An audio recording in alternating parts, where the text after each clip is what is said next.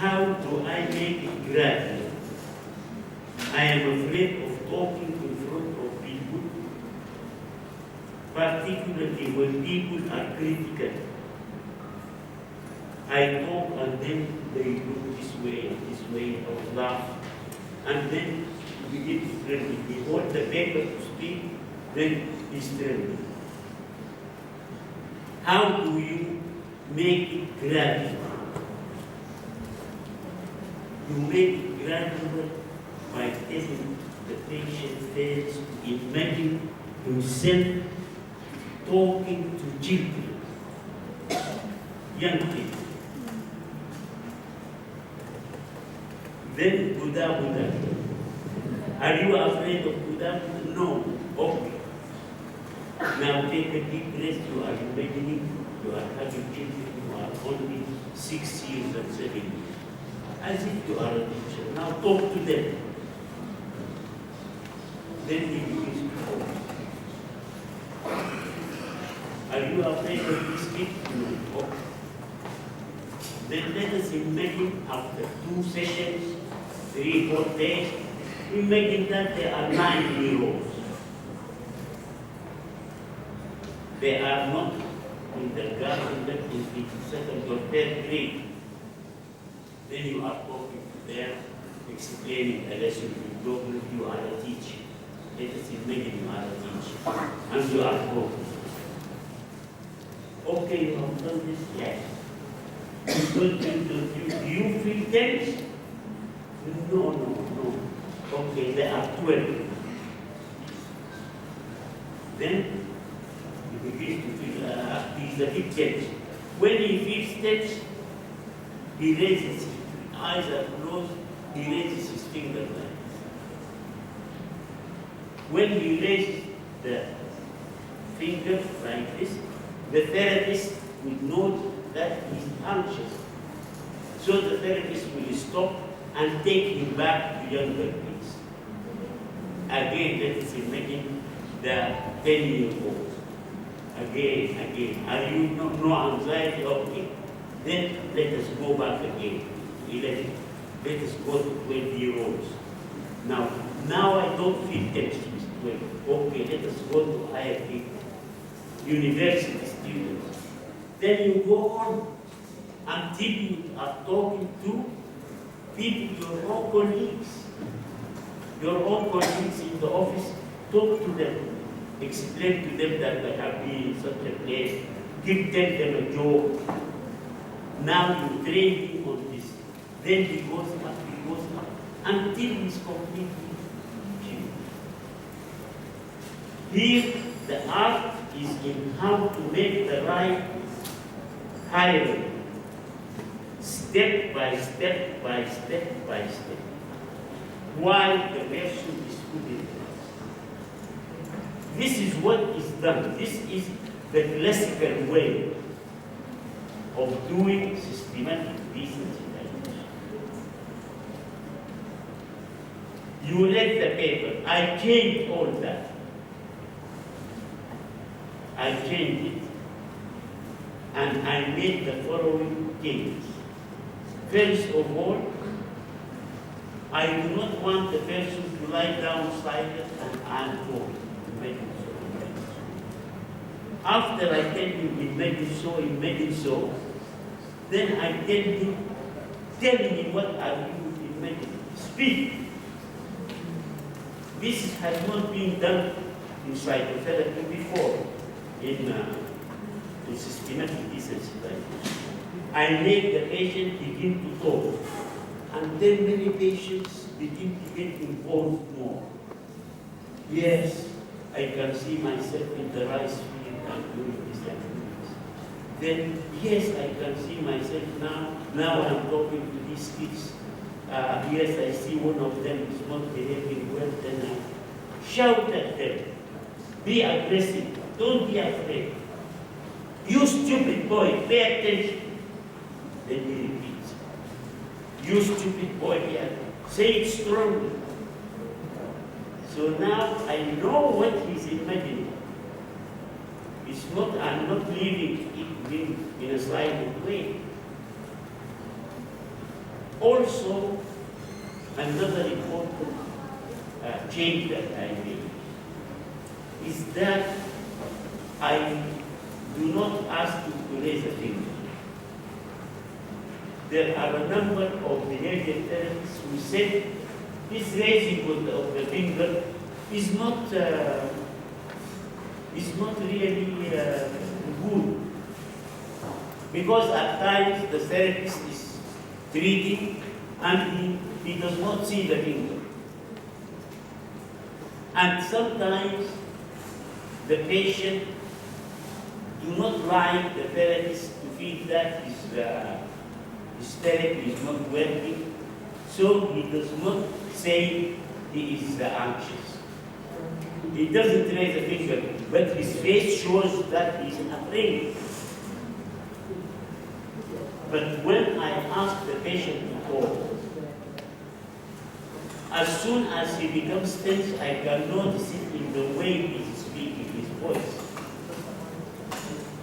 And then I don't tell him to raise a finger. I tell him, when you feel tense, stop talking. So if he's talking, explaining, I have been so and so, and then he stops. I know, okay, never mind, let us go to an area, to relax, so and so. Then we come back. We do this 3 or 4 times, then he goes to the higher level. This is a new thing that I have introduced. The third thing I have introduced is not only because the hierarchy goes up like this. The hierarchy is only a sample of the behavior of the patient. But I want to know other things. As I said, in this patient with which I have invented this method, she is a Moroccan patient. I was then in Morocco. She had difficulty. She had been all the time abused by her father. Her father is a very tough man. He has no mercy. He did this on her and her mother until her mother ran away from the house. She took the youngest baby and left the other children, younger children, with the patient, and it disappeared. The police could not trace where she is. Then she became the person responsible for the house when she is 18, and she is cooking, she is doing everything for her father and her kids, and going to school and to the university. When she became 21 or so, her father married her away to a man who was worse than her father. He doesn't have a job. He lives on her salary as a clerk. She was a beautiful woman. Then one of her boss in the office started to abuse her also sexually. She can't say no. She is afraid. She cannot become aggressive at all. So we made this hierarchy. And then we reach a point where I tell her, now I want you to imagine clearly, now your husband is coming home. And your husband is angry with his shouts at you. Where is the lunch? You didn't prepare the lunch. My shirt, 2 buttons are not in it. And then in real life, you run and do the thing. Now I want you to imagine. Speak. Learn to stand for yourself. She takes a deep breath and relax, and then she begins to talk. Now I would like, at this point, I change systematic desensitization to role play. Okay, you are your husband, and I am you. Now act like your husband. Then she's lying down, and then she tells me, "You silly woman, you did not prepare the lunch." Then I answered back, "You stupid man, you live on my salary. You are supposed to feed me, to buy me clothes. You force me to buy you your clothes and your shoes. Get up from here and prepare your own food. You silly man, to hell with you." I would like now to repeat. Say, let us go back. I am your husband and you are you. No. Now you are the husband, I am you. Now tell me, look here, you silly woman, you did not prepare the lunch, you didn't fix my chair. Now answer. Then she begins to go, my dear husband, not like this, you fool. Be strong and repeat again.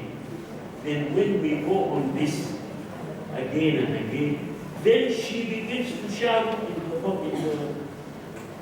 the clinic, in the hospital. Khalas, all the anger is coming out. Yeah, to help you. Then everyone wonders what is she. They think in the other room that maybe she's fighting with me. But then she begins to feel now more okay, now I don't want you, I want you not to go horizontal. Go horizontal in other things.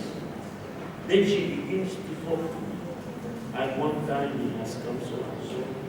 I came there and I have been working now and I want to sleep, but he wants sex and he forces me into sex. And then at another one, then she begins to remember and she becomes then another time. So instead of going only upward, I go horizontally to remember similar things. And to take all these other things and to treat them one by one by one by one. And then we give some aspects of religious aspects in it. Allah has given you rights. You are not using them. He tells you to wash and cook. You are not, according to Islam, this is not an obligation on you. If you say, I don't want to cook, Islamically you are okay. I don't want to make your clothes, you do it yourself. It is okay, it is not haram. Now I would like to look, a woman in Islam, if she fights with the husband and they are thinking of divorce, if she said to him, I will not, and they have a baby who is only 1 year, then if she says, I don't want to nurse the baby, I don't want to give my baby now, take your baby and find somebody else. If this happens, she has every right. And the Quran says, if they do not go along together, then if she nurses for you, your baby, you pay her. If she refuses, then you should look for another woman to nurse the baby. Can you see how these are the rights? You will have to know your rights. And I want you, who is your right? He is not a God, he is nothing. It's just a human being who is rude and has no job and is depending on his wife. So this again and again, we go on. Not only these are not used in systematic decency. Here I'm combining systematic desensitization with the spiritual aspects and also with what? and also with rehearsal and with role play. This woman very quickly began to improve. Though before she became my patient, she was giving drugs. She was giving electroshock, electroconvulsive therapy. She did not do. Her father took her to a sheikh and he told her she has a demon in her head, and he whipped her with a whip. And because she was depressed, she thought that, yes, I am bad, I deserve to be here. Because she remembered that her boss did something bad sexually with her, and she feels she's bad. She feels Allah has already forsaken her. So here, this is a combination of that is why the paper was accepted for publication, because it's new, it has new things to do in systematic desensitization. And I call it cognitive systematic desensitization, because now I'm not only trying, like a behavioral therapist, to decondition.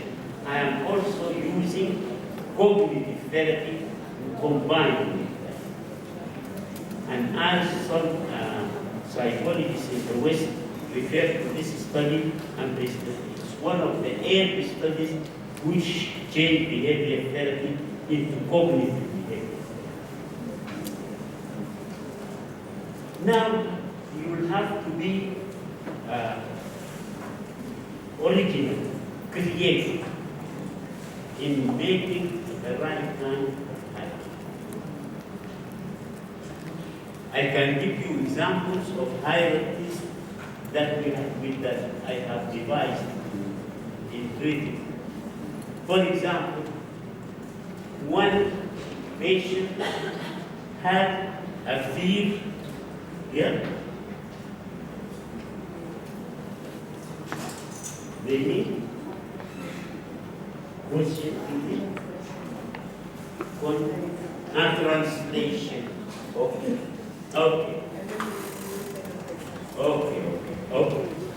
Yes. How do you feel? You felt better? Good. Yeah. Oke, kita akan break dulu ya. Tapi sebelumnya mungkin saya akan membantu, ada beberapa permintaan dari belakang. Apa yang tadi diceritakan itu sebenarnya ada semua di sini di kalau sudah membaca di abstraknya juga ada. Jadi yang beliau tunjukkan tadi adalah inovasi yang beliau lakukan, yang sebenarnya itu adalah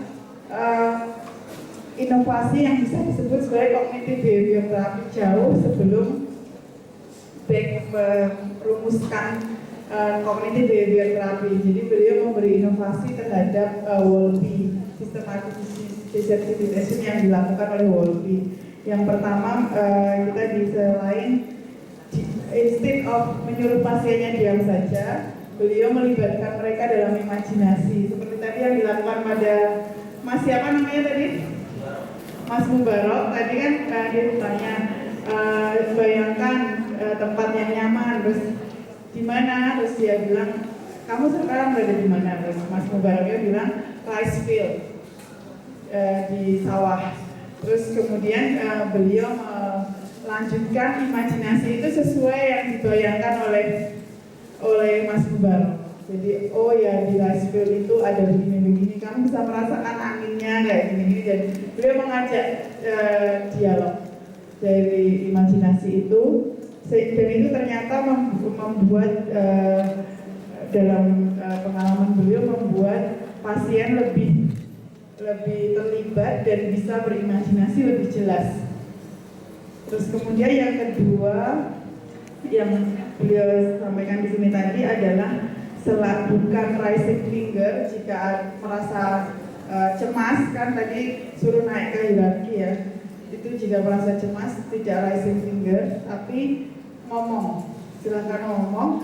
Dan bahkan sebelum pasien bilang ngomong pun dari nada suaranya terapis sudah bisa mengindikasikan kecemasan, sudah bisa menangkap kecemasan itu. Jadi dia lebih, karena dasarnya dari systematic desensitization itu adalah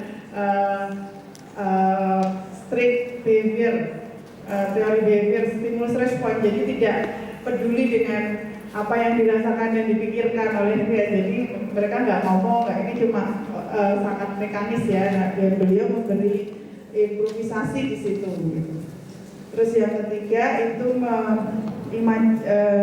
tidak hanya vertikal hierarki tapi horizontal. Saya percaya in this horizontal imagination, in this case, do you mean instead of only climbing the hierarchy of the husband, she can also imagine the same level from father and the boss? Do you mean, what is the meaning of, yeah, what do you mean exactly with the horizontal?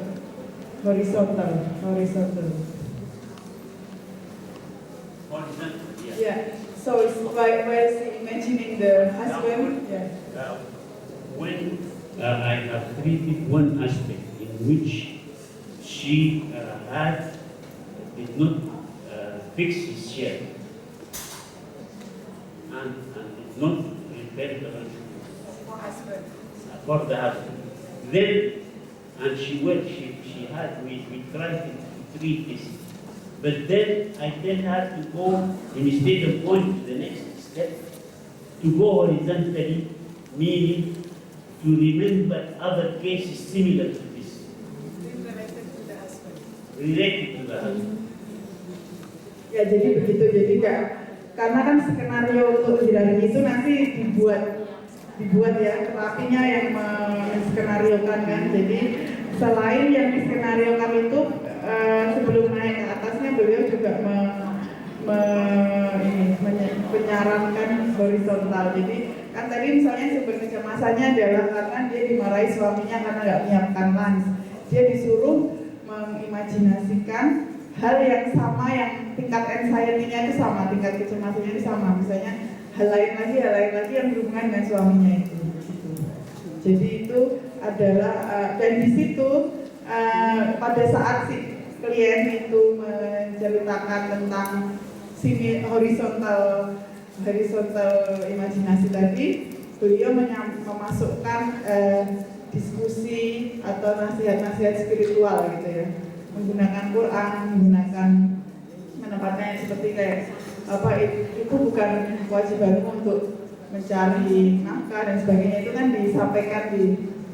disampaikan dalam saat dia berimajinasi tadi. Sementara aslinya behavior terapis tidak begitu, tidak ada diskusi. Mudah-mudahan itu membantu ya. Kita istirahat dulu ya, Puspa. Ya, silakan. Right, so that is the end of the first session of today's workshop.